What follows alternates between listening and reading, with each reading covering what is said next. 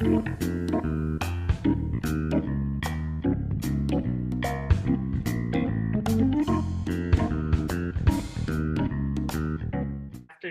I'm Carrie from Oregon. And I'm Regina from Atlanta. And we are Wine Sisters of the Vine. How you doing, Carrie? Yes, we are Wine Sisters of the Vine. Cheers for Change with my co-host, Regina Jones-Jackson. And I am doing great, as usual, whenever you and I are having conversations with interesting people, such as we have today with the Kristofs. I'm so excited. I can't wait for this conversation. I think we're going to learn a lot about the experience of having a farm in Yam Hill and also having a home in New York City. So yes, I can't wait to hear all about it, and so will our listeners and our viewers. I know it's an exciting thing to think about that we're all still challenging ourselves to grow grapes and make cider, despite the fact that we're in the middle of this crazy pandemic, and we're just doing it one step at a time, right? Yes, and still she persisted. That's what we do. That is exactly right. Exactly right. That is exactly right. So with that, I would like to introduce our guests. We have Sheryl WuDunn and her daughter, Caroline Kristof. Yay. Welcome. Delighted to be here. Yeah, we are so excited. Thank you for having us. Oh, it's our pleasure. I'm just so excited that you guys were able to take some time around this busy holiday season. And I understand that you're actually at the farm together, right? Exactly. Flew in yesterday, just since we flew in. Mask, screen, everything and all. Awesome. That is excellent. And you made it, and you're here in a rainy Oregon, beautiful Oregon day, despite the rain.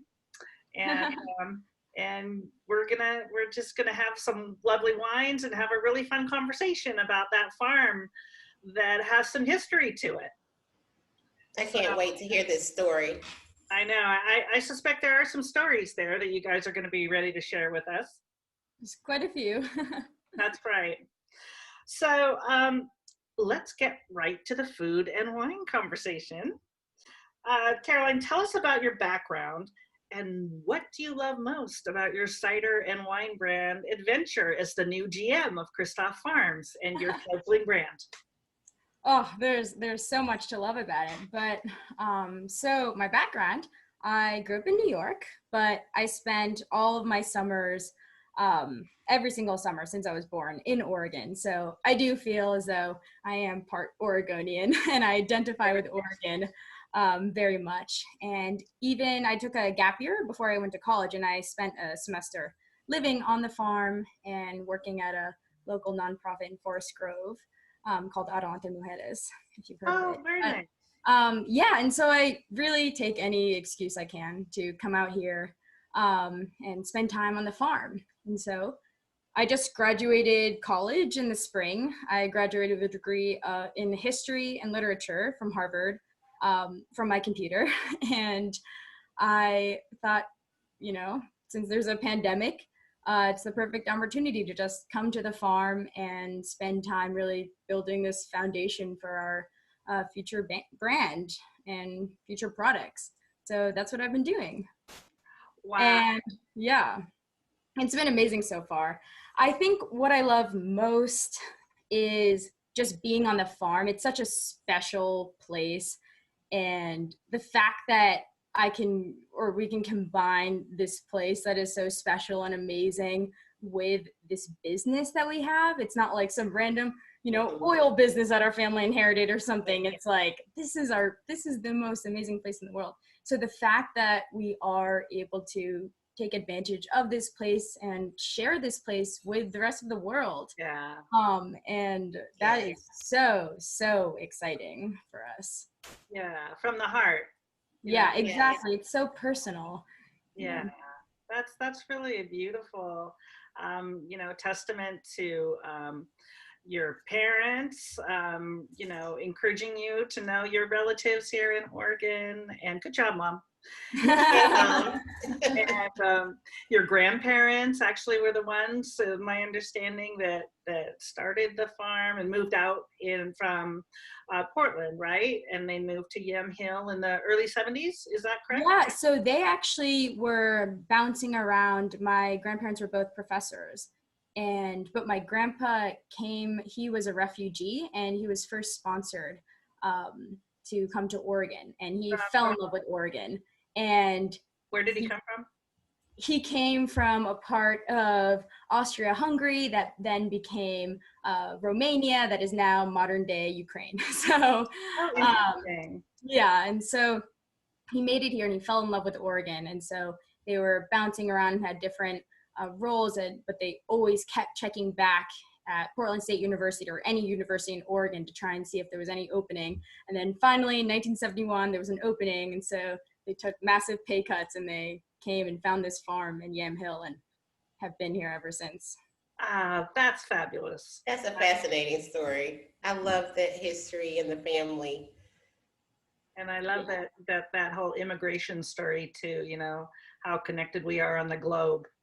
Yeah, absolutely. And, my grandpa passed away about 10 years ago now, but my grandma would never leave this place. Like, she is just rocking it. She's just out here, taking the dogs on 2-mile walks twice a day and just running things around here, and, would never dream of being pried off of it, even though she's nearing 90 and there's a pandemic. She's like, That is fantastic.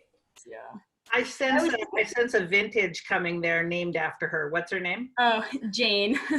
So now you have to. So the first vintage is going to have something with Jane on it. It's gonna have to. Well, the interesting thing is that Nick's father,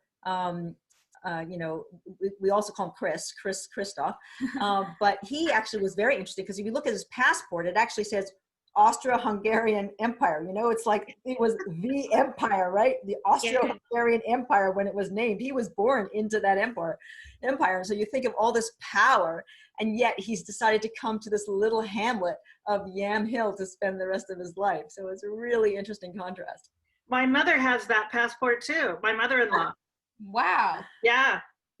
She That's came for World War II with that. Exactly. Austro-Hungarian Empire. Yeah, it was so large. But yeah, and now you're in Yam Hill because they did that. They both came here. Yeah, That's I love that. So, Regina, I think you probably have some questions. I do. So Sheryl, you live in New York, and Caroline, you are the new general manager in Yam Hill, right?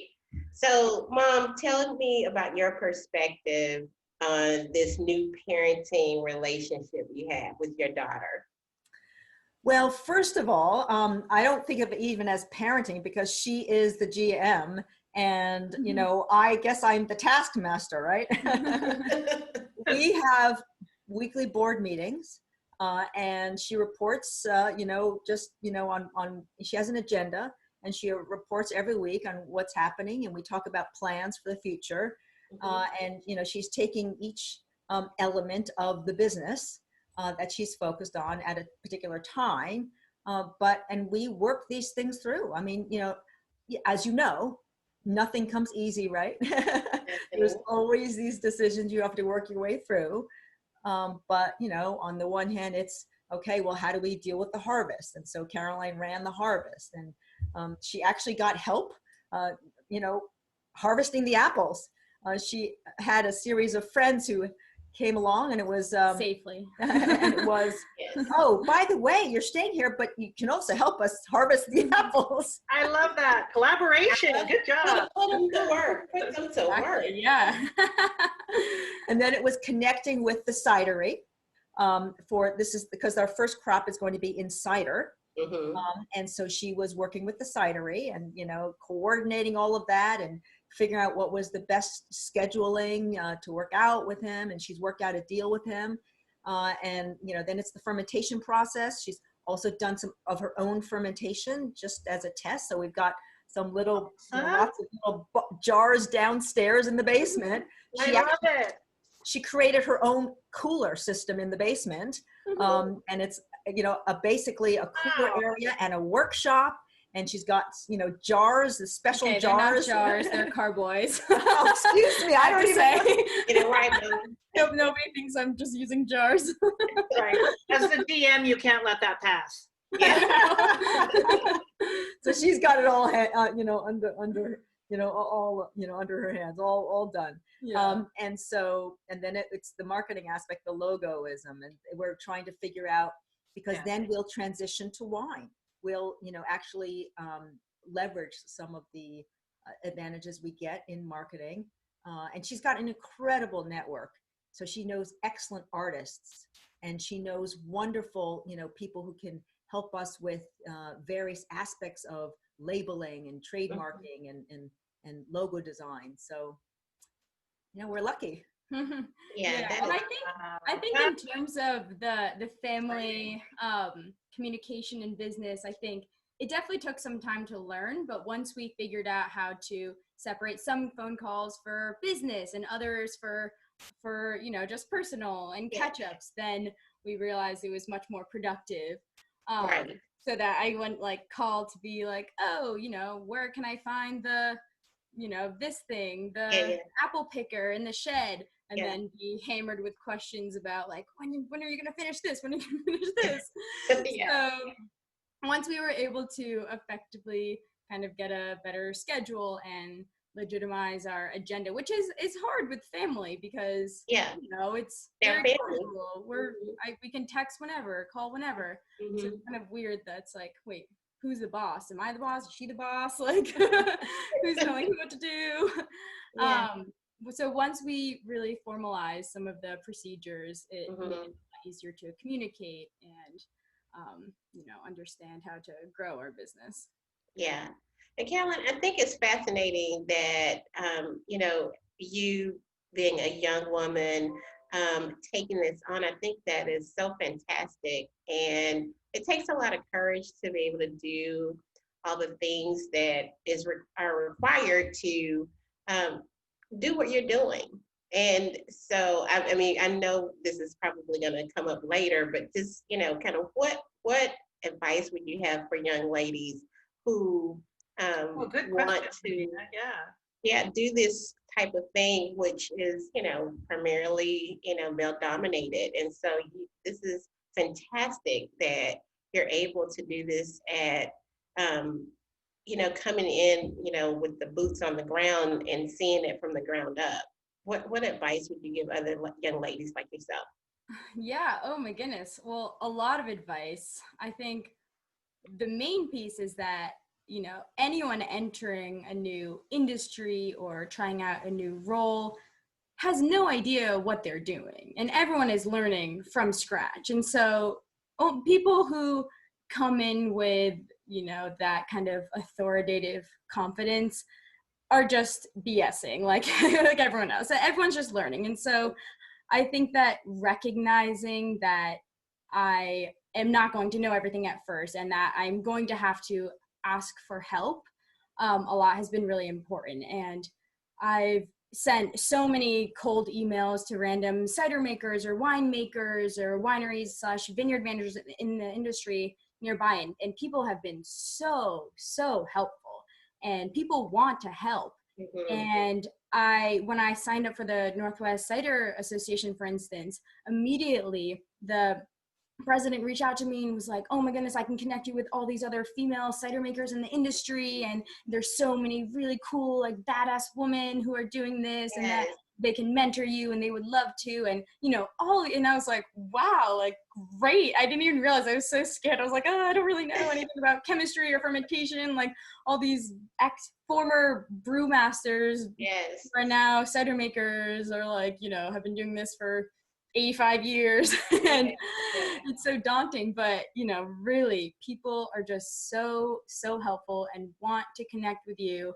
And especially I've learned that there are so many more women in the industry than I had thought, because they're all have a really close network, I think, and all really want to help. I mean, even yesterday Carrie was when we got the wine, Carrie was like, "Oh, you know, my friend from grade school is now runs a Fin River with Yeah. yeah, her husband." Like, you know, even just things like that. Like, people are just so willing to help, and so I think just really taking advantage of that and not being afraid to ask is so important. And I think that the other big advice I have is That touches my heart. Yeah, it does. Yeah, I think so many women, and not just young women, I think women, you know, it just, if you could just take that one step, you know what I mean? Like, just take the step, you know, things can happen, and don't be afraid to ask for help. yeah, absolutely. And find mentors too. I mean, Mhm.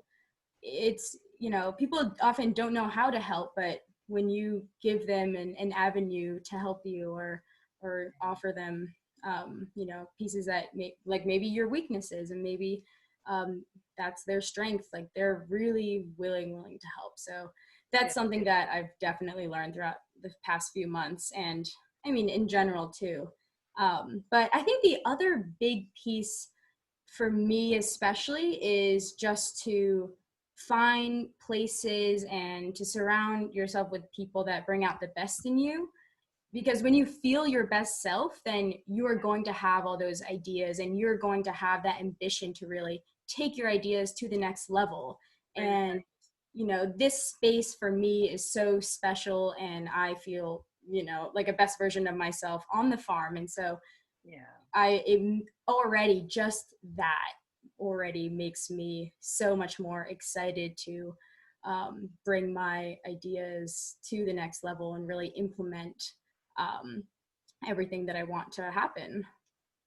Yes. Wow, I think that's really well put. that's great. Yeah. Well, and you know, when I was a little girl growing up on a vineyard up the hill here, we had a spirit, we started that spirit of collaboration that we're all still enjoying, that you were talking about, because we had to. We shared each other's tractors. I mean, that whole thing started because that was the team spirit in the neighborhood. And it's just so beautiful to hear that coming from you now in this next generation of people who are coming up in the industry, that collaboration is still so important. Yeah. I know that you have similar things in Georgia too, Regina, where you know you depend on each other in the wine Oh, world. And all yeah. your friend has the wine store in Atlanta. Yeah, absolutely. Yeah. I mean, Atlanta is a very dense population, and so I know you probably, I don't know if you've been here or not, but there's the Atlanta metropolitan area, and then there are, you know, these other counties on the outskirts, which are, you know, a lot of farmland. And within the metropolitan area, there are like what, 4 or 5 at the most African American owned female wine shops in Atlanta. How And cool is so that? we kind of collaborate together. So I totally get that part. And I think going back to what you said about feeling like your best self, you can like climb mountains with that, you know, that feeling. And I think it's fantastic that you have that at this age. It's so phenomenal. And it can help women, not, you know, not just young women, it's women of all ages. We can learn from everyone, you know, so I think that is fantastic. And cheers to you for recognizing that now. Thank you. Yep, Thank you. Well, it's absolutely. all work in progress. We're all continuing to better It's a ourselves. continuum. So. Yes, Exactly. yes, absolutely. I think they both get a cheers for change, don't you, Regina? I think Oh, I think we're going to give them a cheers for change. So with that, we're going to move on to our first wine tasting here. So I hear you guys have a little bit of this Chardonnay in your glass. Oh, Yeah. we do. Okay, Here it is. awesome. So we're going to do a little double header here, and I'm going to start us off with some Argyle Brut. This is actually the first Brut that Argyle made, and they've been making it for 25 plus years. Here is the label. It is also a classic blend of about 49% or give or take Chardonnay. And about, I don't know, 47% Pinot Noir, and then just a splash of Pinot Meunier thrown in there because that is the traditional sparkling wine style. to throw that Pinot Meunier in there just for that nice little taste. And the wonderful thing about this brut is you could buy it in a grocery store in New York, and you could buy it in a grocery store in Florida, or you could buy it in a grocery store in Oregon, and it always is the same. The consistency always has this wonderful like citrus aromas to it. And when Rollin first made this, Rollin Souls, who was the winemaker at Argyle, as you all know, he was really the first to technically put sparkling wine on the map, although there were a few who did dabble in it a little bit. Rollin was the first to really take sparkling wine from Oregon to the marketplace. And this was vintage from Knudsen Vineyard, which is right above the Erath Vineyard.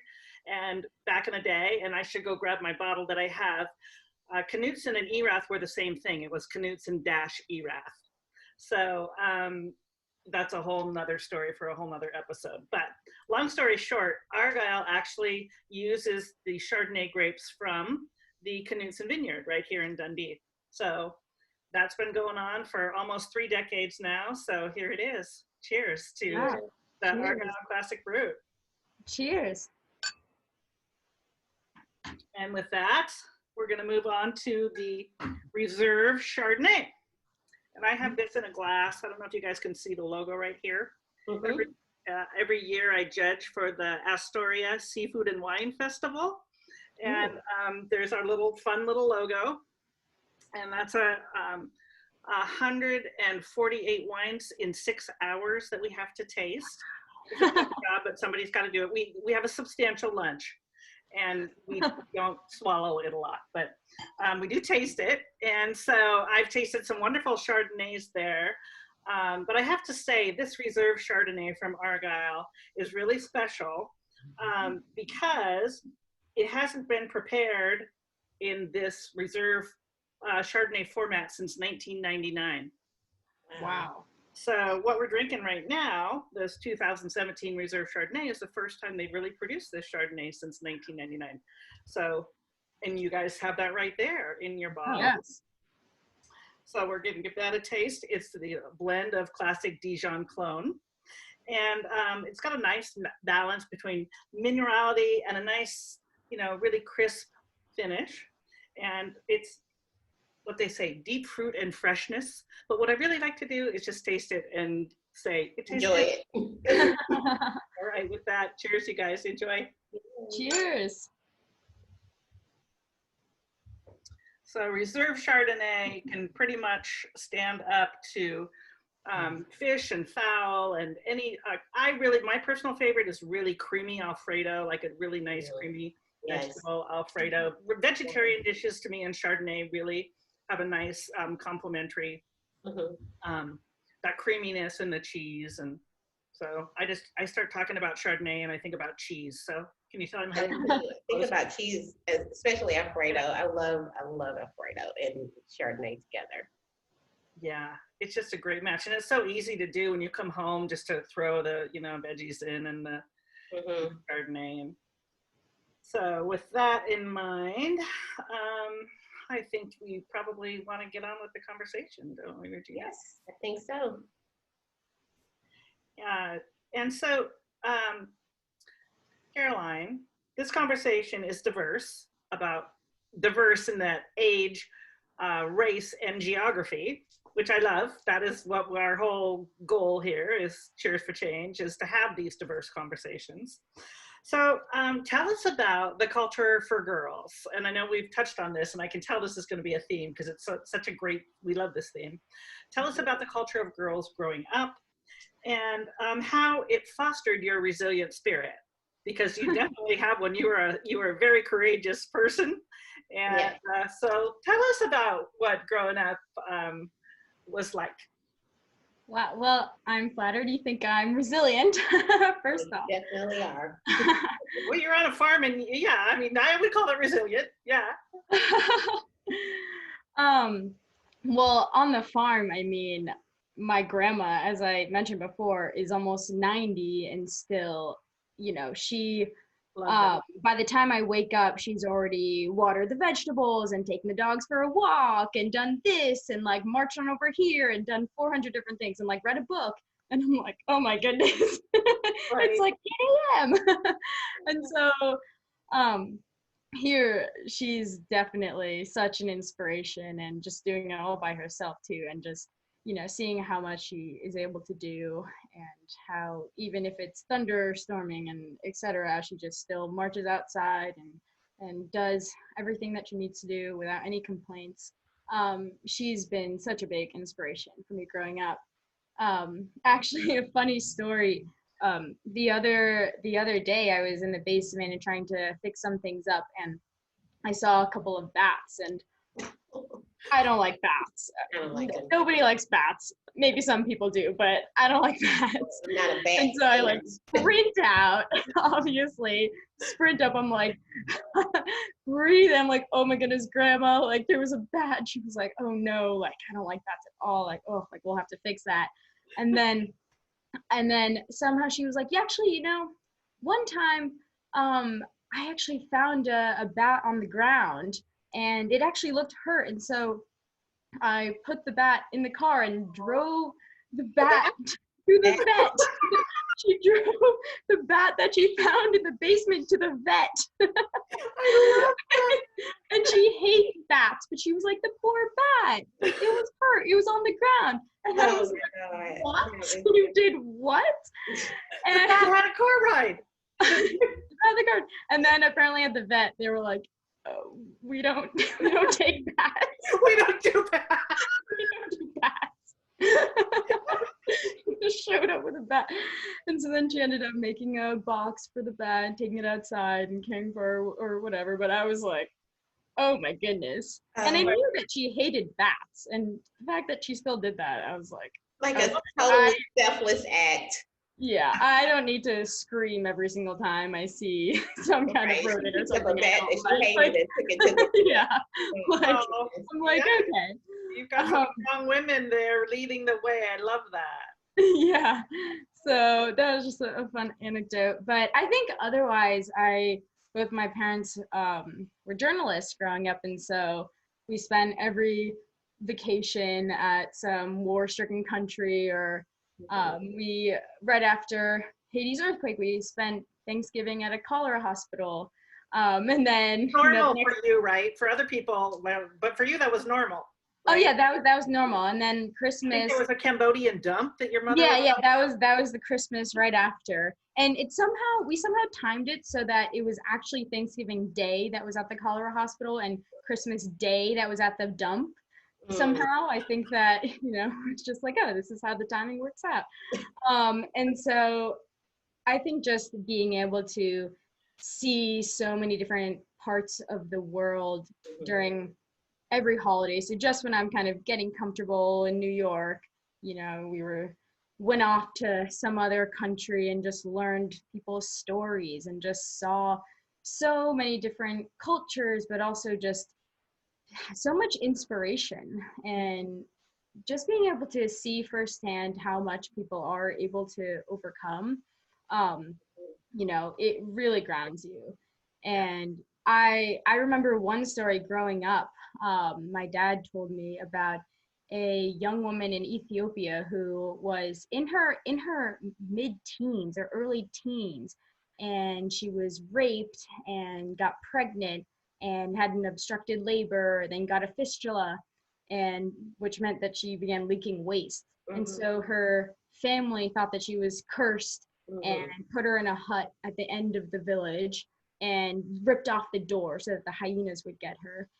And she fought off the hyenas with a stick, and then she couldn't walk because she had nerve damage, and she crawled 30 miles to a local missionary that she had heard of. She crawled 30 miles with hyenas getting her, with a fistula, with not being able to walk.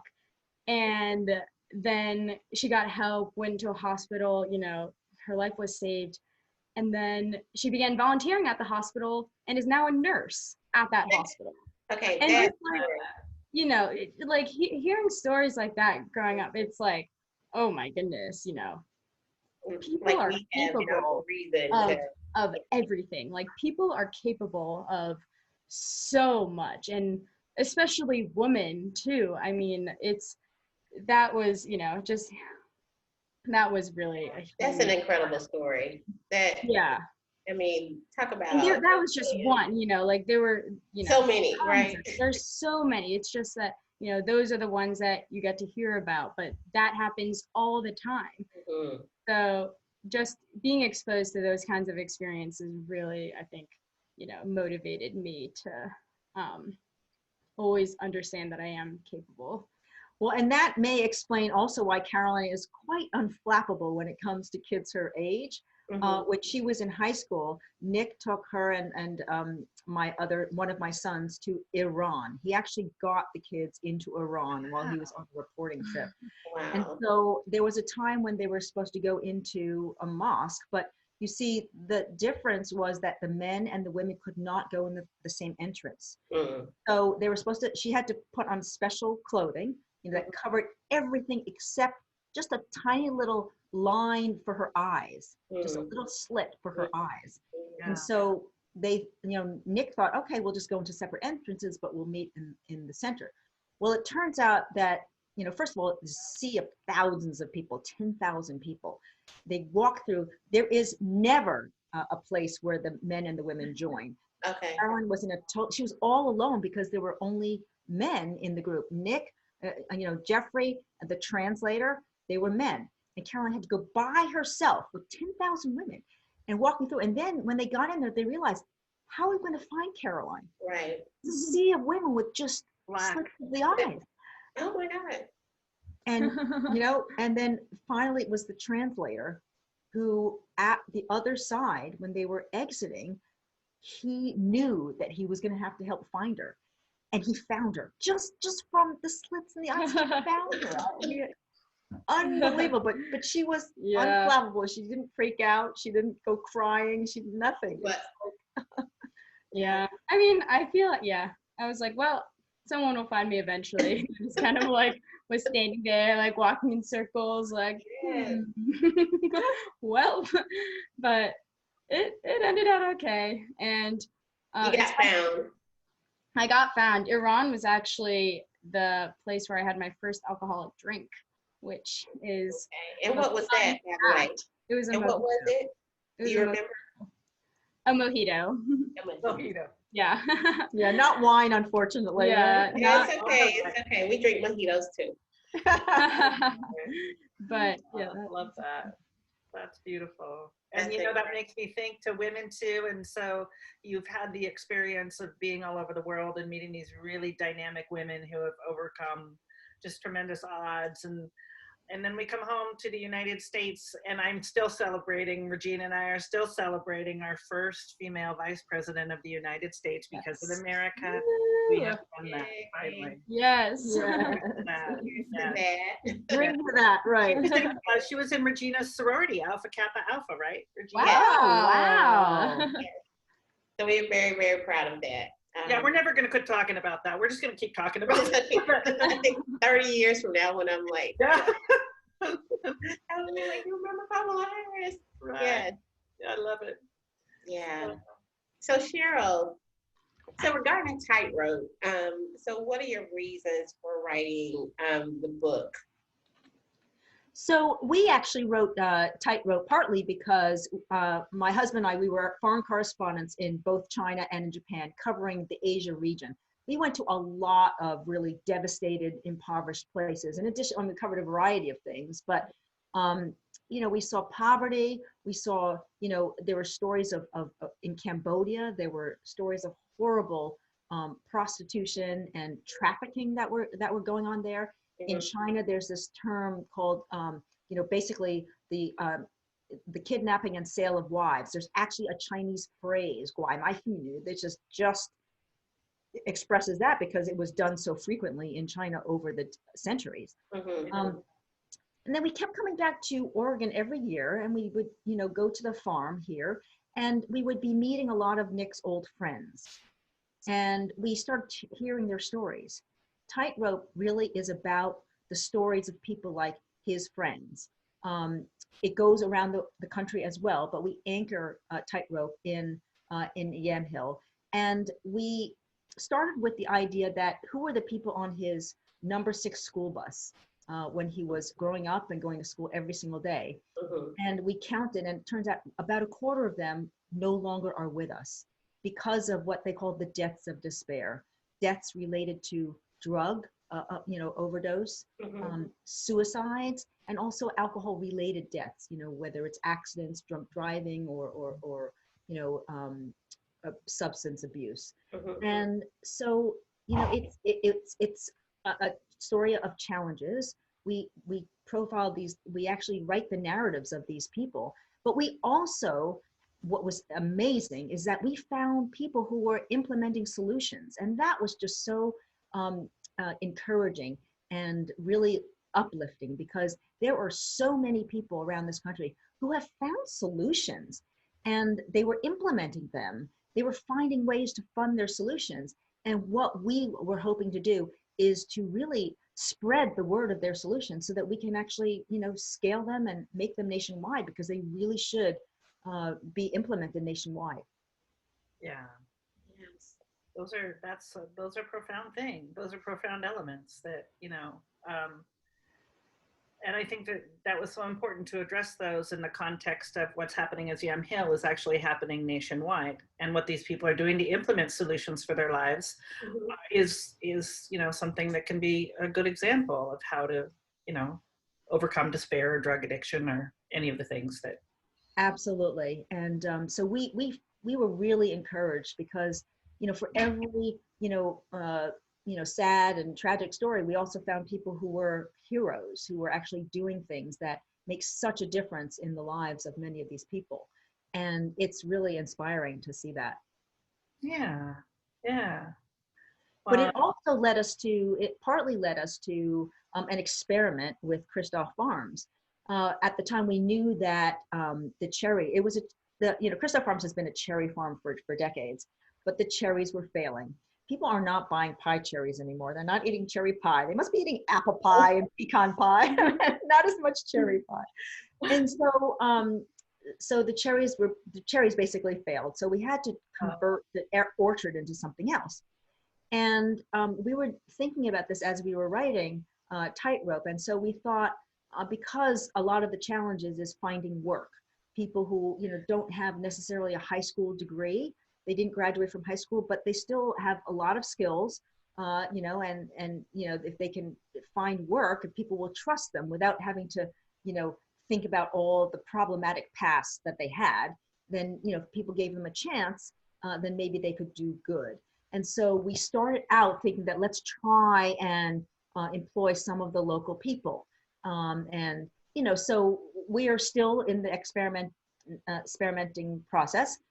We have tried some, and, it doesn't always work out. And we were very prepared for it not to be, necessarily always working out. But, that's why Caroline's come and taken over, and she's basically running the farm now. But we're hoping to really try and and we the farm does employ some local people who not necessarily were in Nick's class or in his high school, but people who are local, and we like to help to find work, and as long as they are competent and they can actually do the work, we'd like to be able to continue hiring them. But it's an ongoing experiment and a struggle too sometimes. yeah, and Caroline went out there and got people enlisted for the cider apples, and it's kind of carrying on that tradition, seems like, Yeah, Exactly. nice work, you guys. I think that deserves another cheer, don't you, Regina? Cheer to change. Yes. Yes. Yeah, what you got there for us to taste? Yes. So this is Portlandia. I love the rosé. We have. Oh, it's pretty. It's beautiful. We've done this tasting. We have a rosé all day tasting every spring, and we always have Portlandia because it is fantastic. It's such a great food rosé. It's full of that fresh cherry, Bing cherry, and it's very palatable with roasted chicken. I drink this all year long. There's some rosés that I just save for the spring, but Portlandia has a weight that allows me to have it with other dishes. And so I just love this one.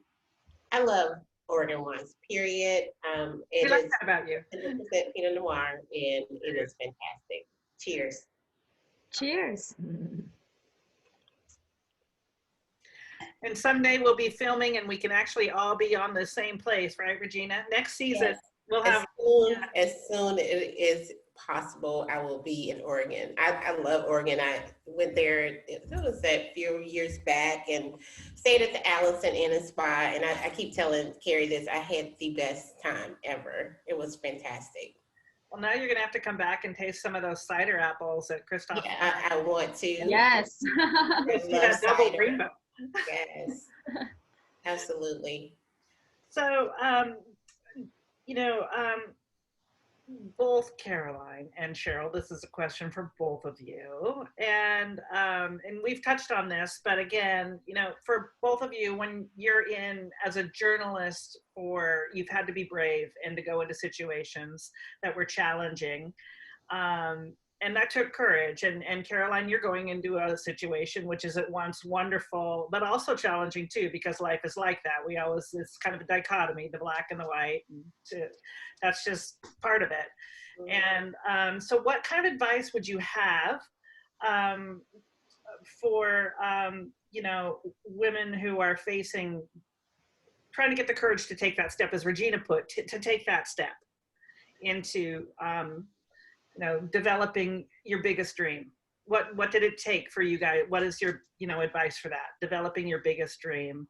What did it take for you to step in that journalist role, Sheryl? And you go first. Well, so first of all, I would have to say that you may get your dream, and it's okay. Then you'll have to find another dream. Which is almost, that's scary too. You can have multiple dreams. That is so true. I love that. So yes, no, when I was young, I was a banker. My first job was in banking, and I kept dreaming that I do want to try and be a journalist, because I thought journalism was just so exciting, and it was just you get to learn about the world, and to be a writer was just because I was always a science person. My background was I was going to be a bio major, and I grew up, my family, my brother's a doctor, and my father was an engineer, and my mother was really like doing math related things. And so for me, writing was just really kind of, wow, it's so different and so much more difficult. And so I just basically plotted out a strategy to try and get into journalism. I got summer internships and along the way, and it was really because people took a chance on me. Got hired at the Miami Herald, my first ever job with a newspaper, and Mary Jean O'Connor, she took a risk on me and she hired me, and that was the real beginning. She paved the way.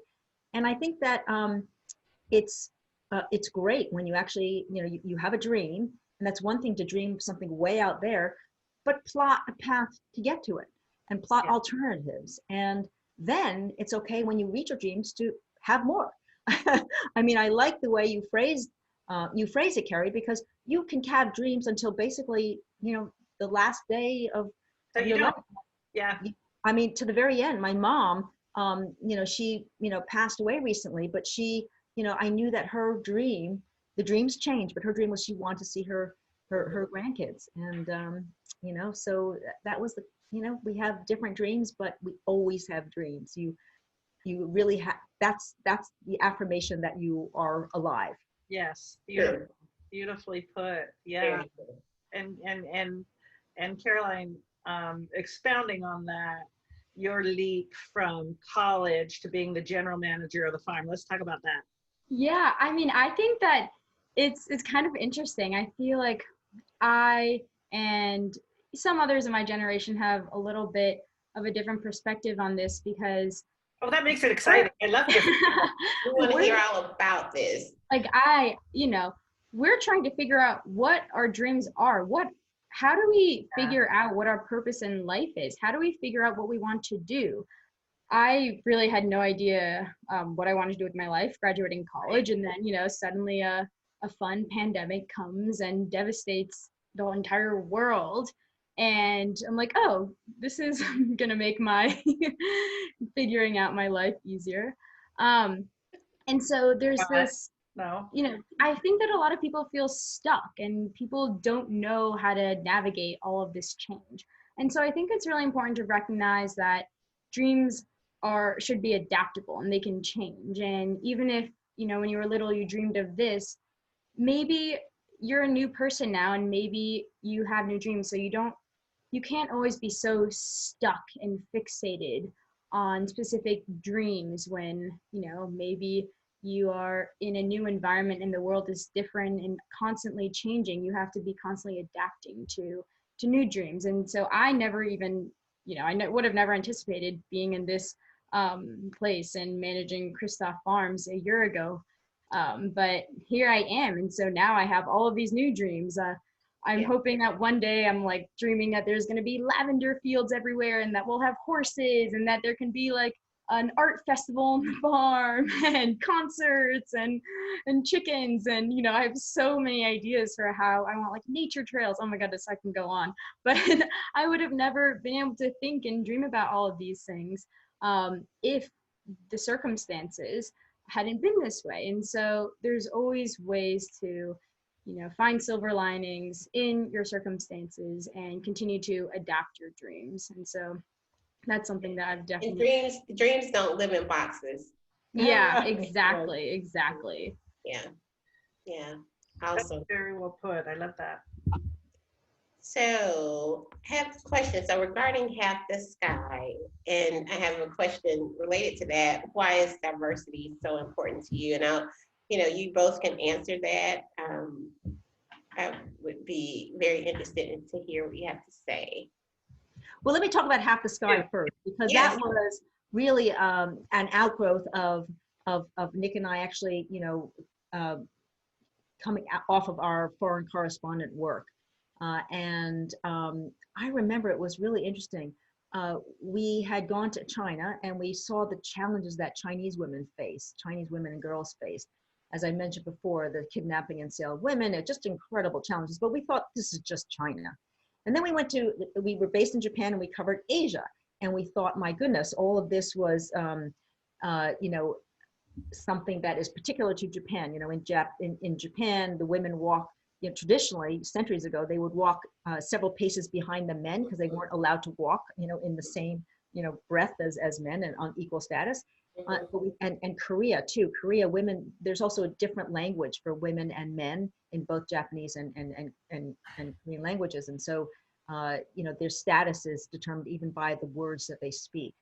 But we thought this is just Asia, right? And then we came back to the US and Nick started traveling around the world and we thought, oh my goodness, there's discrimination against women even in Africa and Latin America and all the other places that he went to. And so we thought there's a really interesting book about the challenges that women and girls face around the world. And we wanted to call it Half the Sky, Turning Oppression into Opportunity for Women Worldwide. I mean, there was rape worldwide. There's, maternal mortality worldwide. There's just every single possible imaginable thing that you can think of. Trafficking was a horrible thing that was happening of women. And I remember our editor thinking at first, well, I'm not sure that's a book.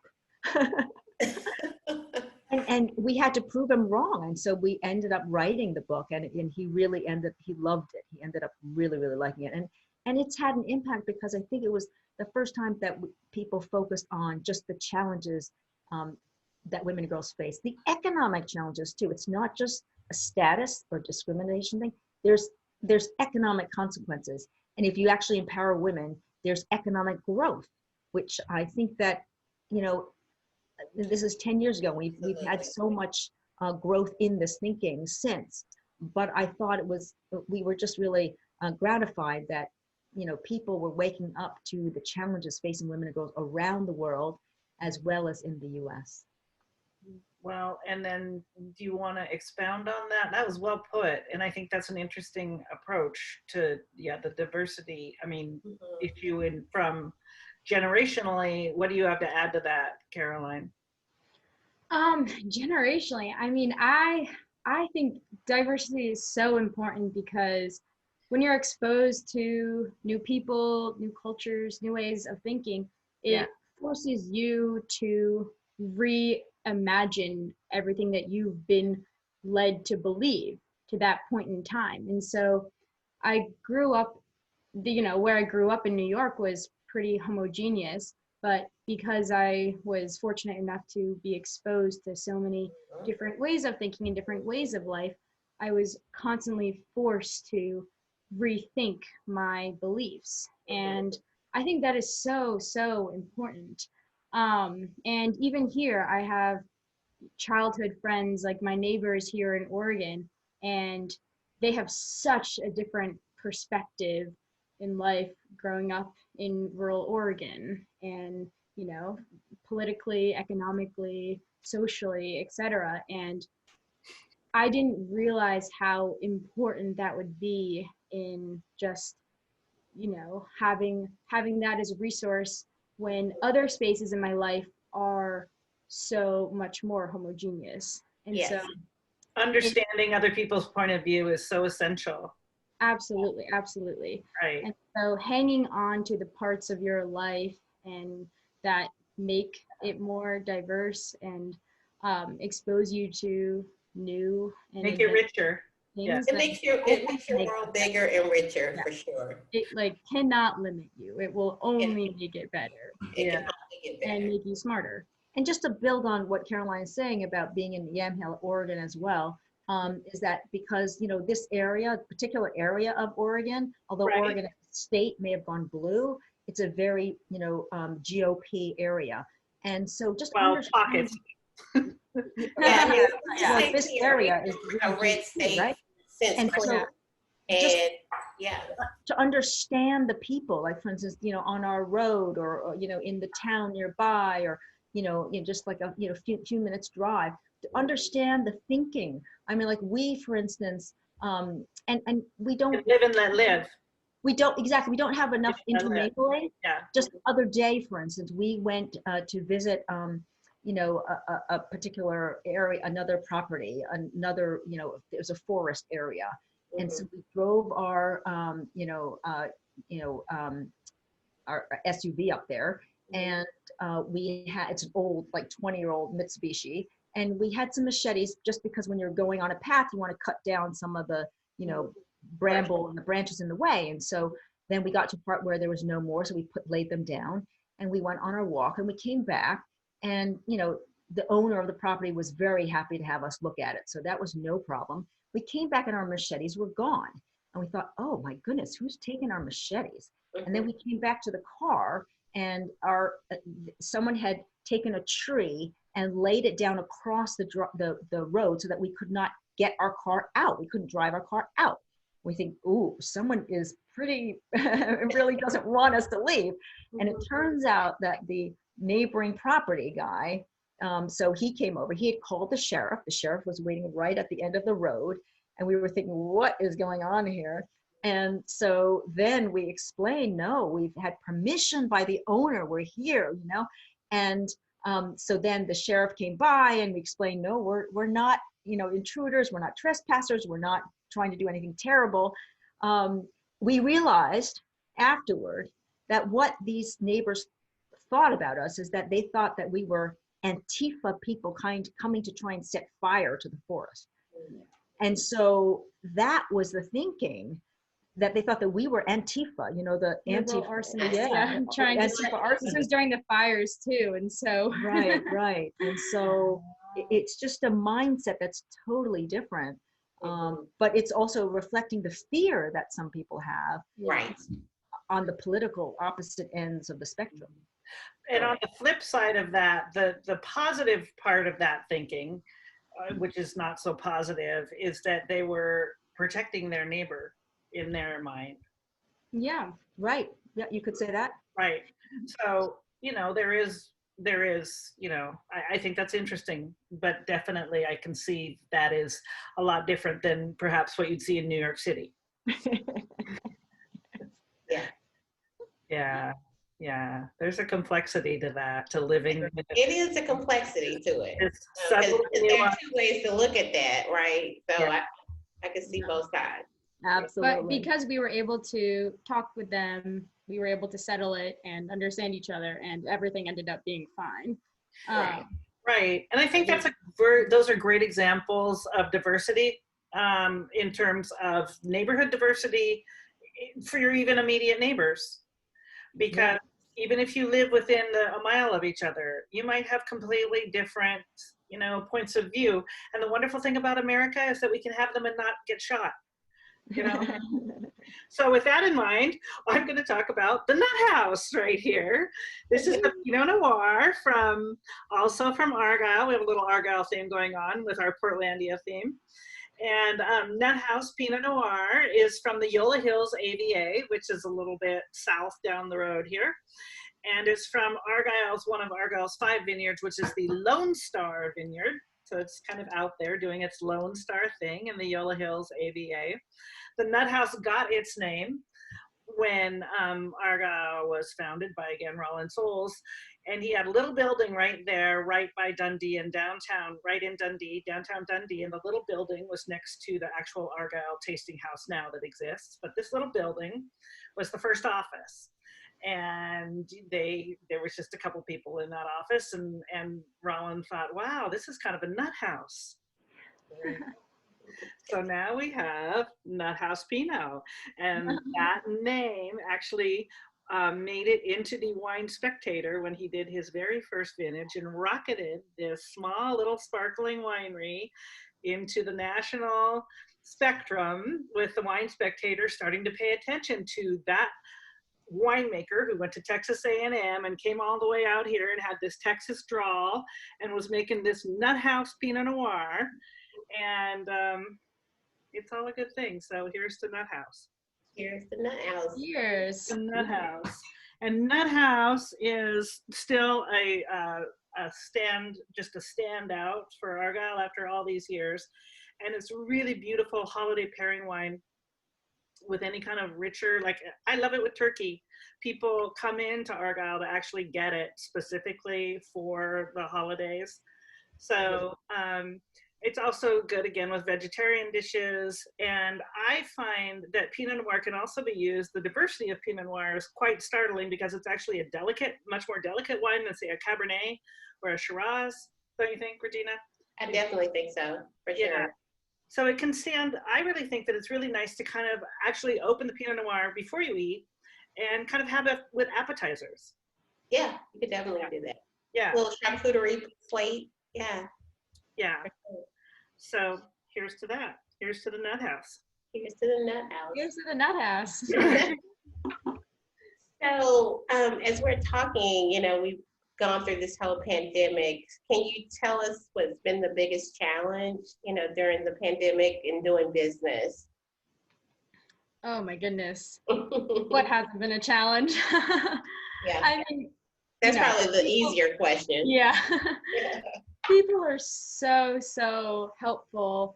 And people are so willing to meet, and they want to learn our story and visit our place.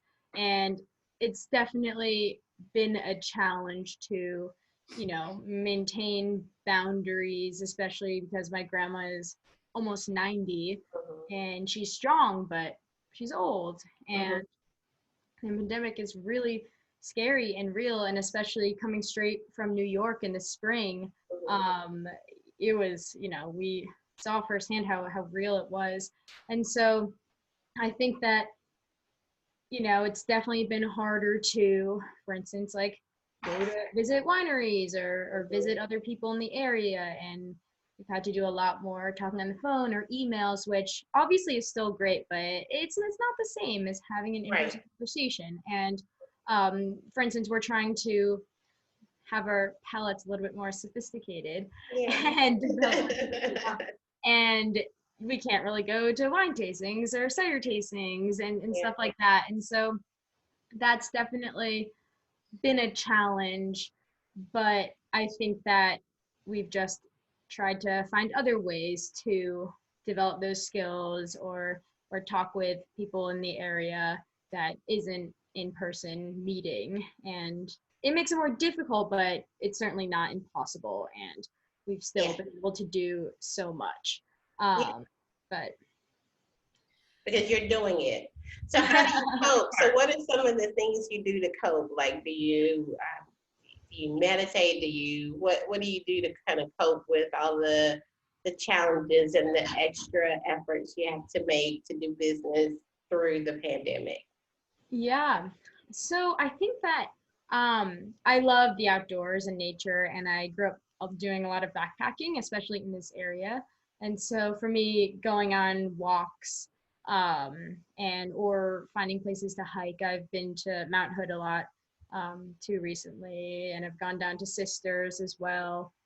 And whenever I have a chance, I try to find some place outdoors to go hiking.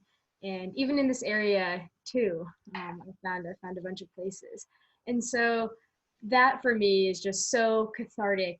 And even though it's been raining a lot, and at first I was like, oh my goodness, like I love the sun. I need the sun. Like, come on. Like, I don't know if I'm gonna be able to do this.